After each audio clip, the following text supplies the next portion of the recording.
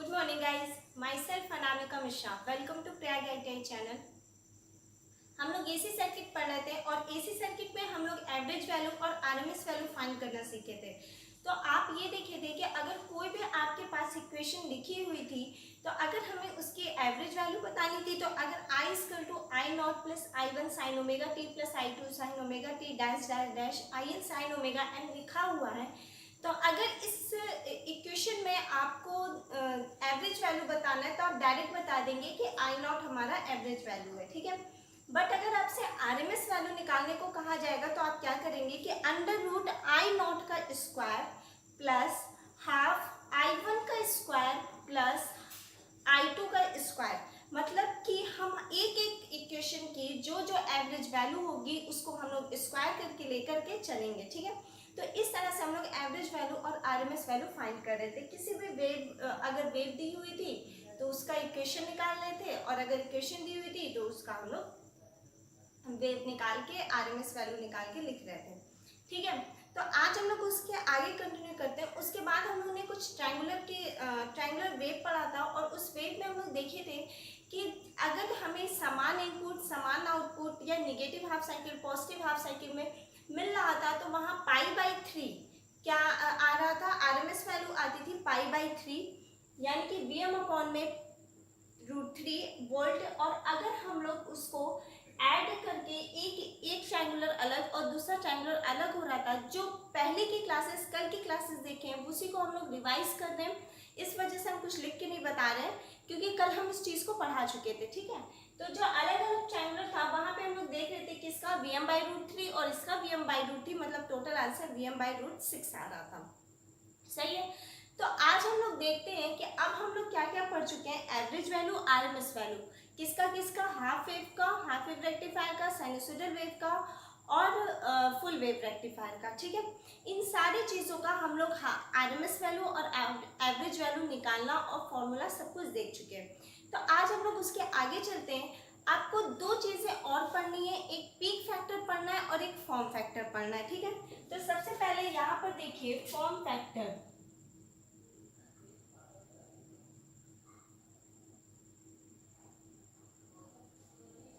सबसे पहले हमारा क्या आता है, फॉर्म फैक्टर आता है।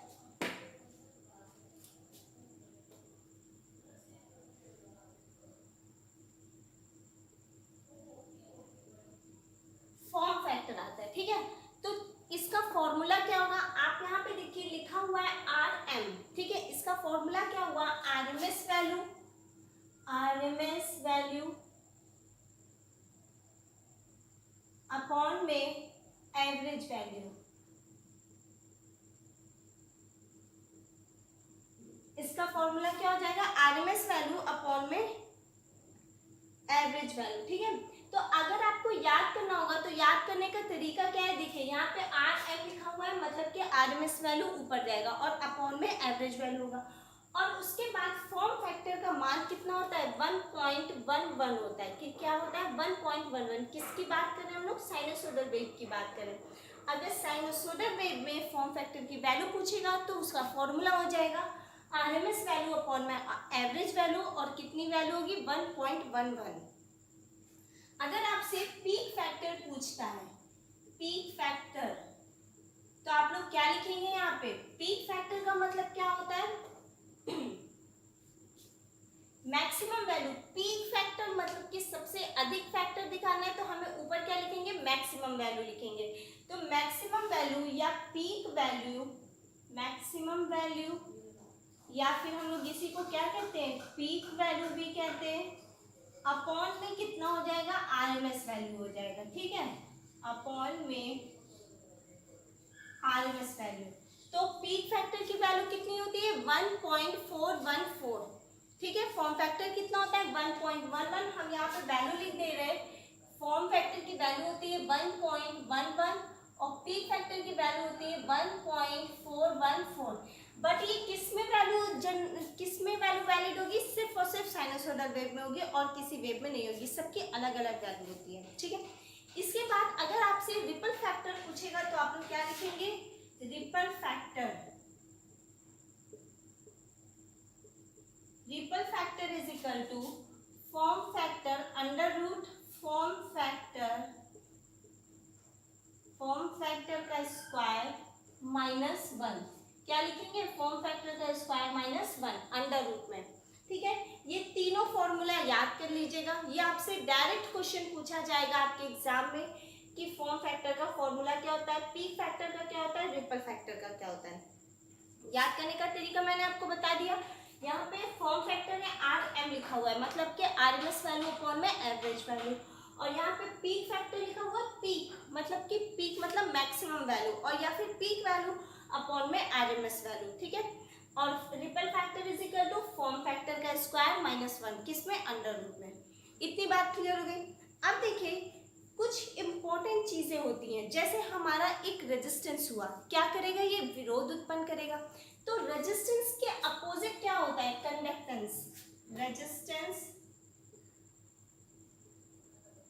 रेजिस्टेंस को हम लोग आर से प्रदर्शित करते हैं, और रेजिस्टेंस का अगर हम लोग अपोजिट देखेंगे तो उसको हम लोग क्या कहेंगे? कंडक्टेंस। अपोजिट क्या होता है? कंडक्टेंस। ठीक है, और कंडक्टेंस को किससे प्रदर्शित करते हैं? जी से प्रदर्शित करते हैं। तो कंडक्टेंस हम लोग फॉर्मूला क्या लिख सकते हैं? Conductance is equal to 1 upon में आर।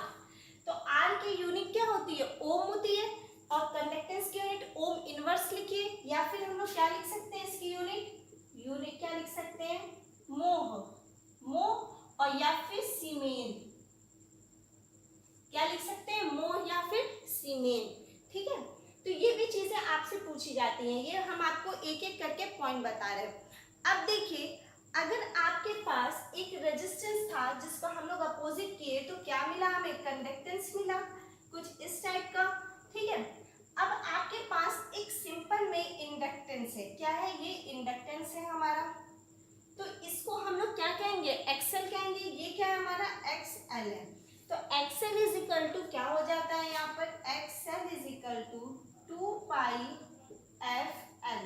ठीक है, एक्सएल को हम लोग क्या कहते हैं? इंडक्टिव रिएक्टेंस कहते हैं। क्या कहते हैं? Inductive reactance. इंडक्टिव रिएक्टेंस कहते हैं। एल क्या है हमारा? इंडक्टेंस है, और एफ क्या है? फ्रीक्वेंसी है। 2 पाई है, लिख दे रहे हैं यहाँ पर। एल क्या है? इंडक्टेंस है, इंडक्टेंस, और एफ क्या है हमारा? फ्रीक्वेंसी है। एफ क्या है हमारा? फ्रीक्वेंसी है। ठीक है, तो आरी बात समझ में। अगर अब आपके पास अगर सिंपल में एक एक्सी लिखा हुआ है, ठीक है, इतनी बात क्लियर हो गई। ये रेजिस्टेंस था, इसका अपोजिट हमने कंडक्टेंस देखा। अभी हम सबका अपोजिट बताएंगे धीरे धीरे। G equal to 1 upon R, unit क्या हो गई? मो या सीमेन। और अगर हम एक्सएल की बात करेंगे तो एक्सएल इज इक्वल टू होता है 2 पाई एफ एल, और 2 पाई एफ एल एक्सएल क्या है हमारा? इंडक्टिव रिएक्टेंस है, एफ हमारी फ्रीक्वेंसी है, एल जो है वो हमारा इंडक्टेंस है। ठीक है, अब इसके आगे देखिए,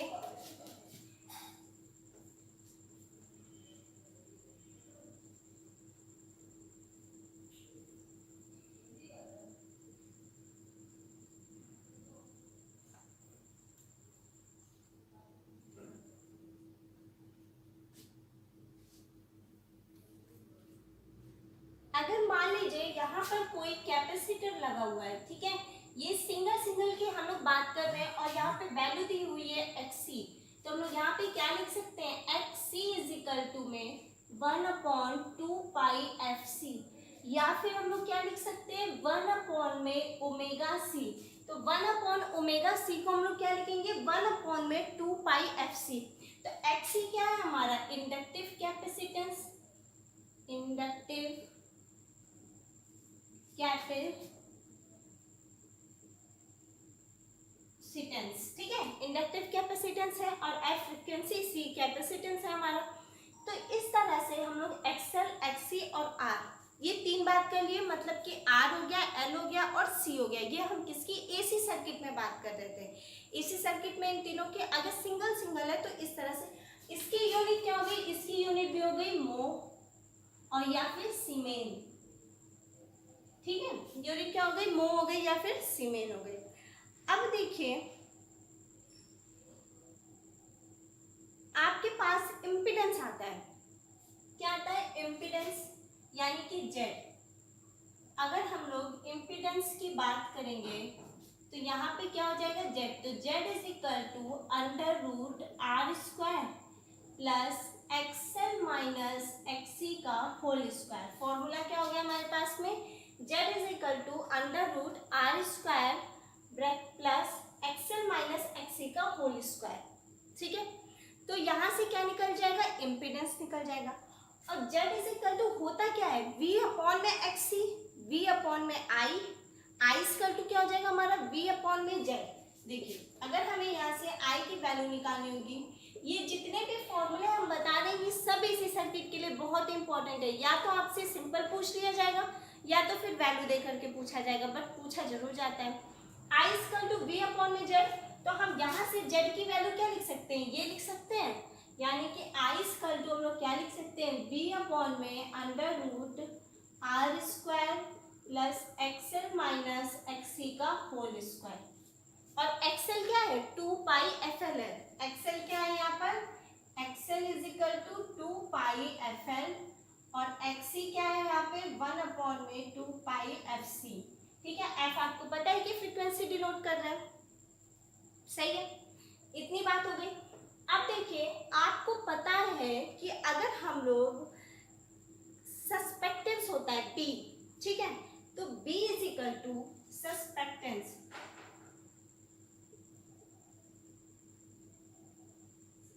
सस्पेक्टेंस इसको हम लोग किससे प्रदर्शित करते हैं, बी से प्रदर्शित करते हैं। तो B is equal to 1 upon में हम लोग एक्सएल लिख सकते हैं या फिर क्या लिख सकते हैं 1 अपॉन में एक्सी भी लिख सकते हैं,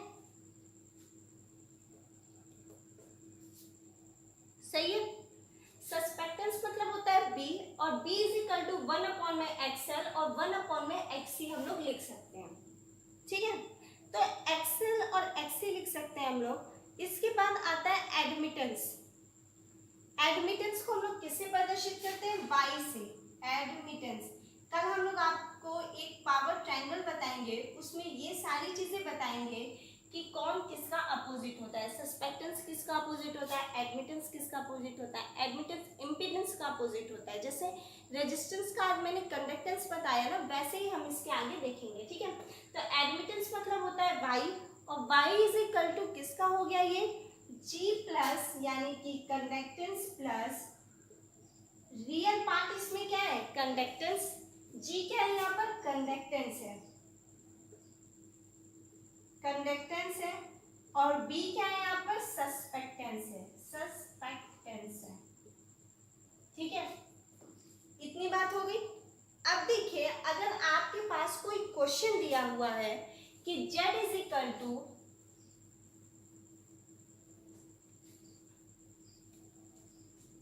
यहाँ पे मान लीजिए एक क्वेश्चन दिया हुआ है Z इज इक्वल टू में प्लस माइनस 3 प्लस J4।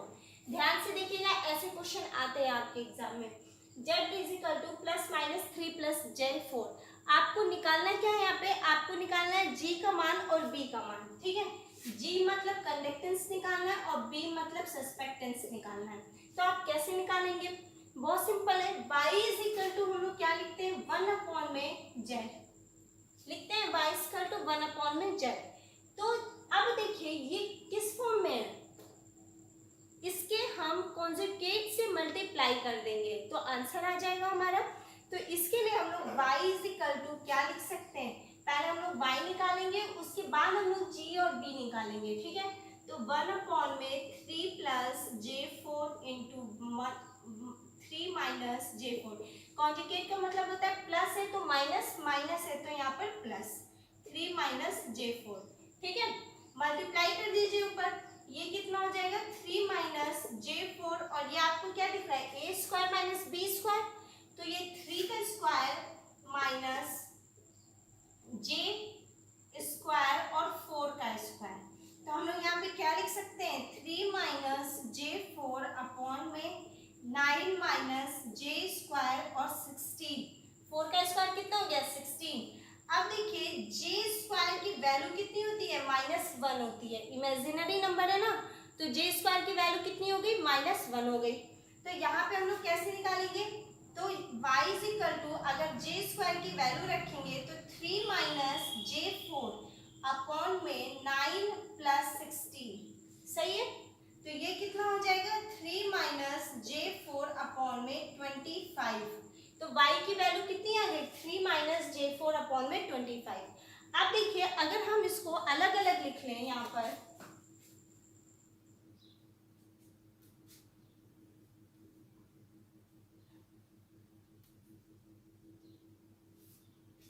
अब देखिए अगर हम लोग इसको अलग से लिखेंगे तो यहाँ पे क्या लिख सकते हैं हम लोग, y is equal to 3 upon में 25 माइनस J4 अपॉन में 25। ये वैल्यू क्या है, 3 अपॉन में 25 माइनस J अपॉन में 25। तो y इज इक्वल टू होता क्या है, y इज इक्वल टू होता है G माइनस J इंटू में B। क्यों, क्योंकि हमने वहां पर क्वेश्चन में क्या लेके रखा है, प्लस ले रखा है। तो यहाँ पे हम लोग क्या लिखेंगे, माइनस लिखेंगे, ठीक है, हमेशा कॉन्जुगेट देखते हैं। तो यहाँ पे g क्या है हमारा, अगर कंपेयर करेंगे तो 3 अपॉन में 25 आ गया, और अगर g b का कंपेयर करेंगे तो कितना आएगा, ये माइनस माइनस प्लस हो जाएगा, और यहाँ पे क्या बचेगा 4 अपॉन में 25, यही हमारा आंसर हो गया। तो इस तरह से हम लोग कंडक्टेंस और सस्पेक्टेंस की वैल्यू को निकालते रहते हैं, ठीक है। अब देखिए ये तो था हमारा एक मतलब हम यहाँ पे वैल्यू निकाल लेते हैं। अब हम इसको पोलर फॉर्म में देखेंगे कि पोलर फॉर्म में ऐड कैसे करते हैं, सब्ट्रैक्ट कैसे करते हैं, मल्टीप्लाई कैसे करते हैं। अगर दो वैल्यू आपको दी रहेंगी तो आप किस तरह से उसको निकालेंगे।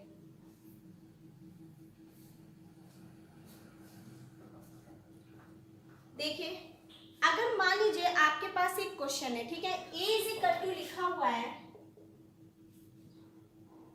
5 एंगल 30 डिग्री और b इज इक्वल टू लिखा हुआ है यहाँ पर 10 एंगल 60 डिग्री, ठीक है। ये किस फॉर्म में, ये पोलर के फॉर्म में। अब आपको पोलर के फॉर्म में a क्रॉस b निकालना है, a इंटू बी निकालना है और a अपॉन b निकालना है। तो देखिए अगर हम लोग a क्रॉस b लिखेंगे, मतलब कि a इंटू बी लिखेंगे, तो यहाँ पे हम लोग क्या लिख सकते हैं, 5 angle 30 degree into 10 angle 60 degree, सही है। तो a इंटू में b क्या हो गया हमारा, ये 5 और ये 10 क्या होगा, मल्टीप्लाई हो जाएगा, मतलब कि 50। और इस एंगल जो दिया हुआ है ना उसका मल्टीप्लाई नहीं करते हैं, ये चीज याद रखिएगा। हम लोग मल्टीप्लाई किसका करेंगे, ये वैल्यू जो दी हुई है ये क्या हो गई हमारी 50 हो गई, और जो अंदर एंगल दिया हुआ है इसको हम लोग मल्टीप्लाई नहीं करेंगे, इसको हम लोग क्या करेंगे, ऐड करेंगे। तो ये 60 और 30 कितना हो जाएगा, एंगल 90 डिग्री, सही है। ये सब चीजें याद रखिएगा, मैंने जितने भी फॉर्मूले लिखवा रहे हैं, जो भी छोटे छोटे पॉइंट्स बता रहे हैं, ये सब आपके क्वेश्चंस एग्जाम में पूछे हुए हैं, तब हम आपको करा रहे हैं, ठीक है। तो यहाँ से a डॉट बी अगर आपको निकालना होगा तो एंगल दिया रहेगा, तो आप पोलर फॉर्म में मल्टीप्लाई किस तरह करेंगे, जो बाहर की वैल्यू होगी उसको हम लोग मल्टीप्लाई करेंगे, जो एंगल की वैल्यू होगी उसको हम लोग ऐड कर देंगे, सही है। अब ये किसकी वैल्यू आ गई, a डॉट बी की आ गई। अब हम a अपॉन बी निकालते हैं, तो a की वैल्यू कितनी दी हुई है, 5 एंगल 30 डिग्री अपॉन में 10 एंगल 60 डिग्री, सही है। ये काट दीजिए, कितना हो गया, 1 अपॉन में 2। अब इसको भी नहीं काटेंगे,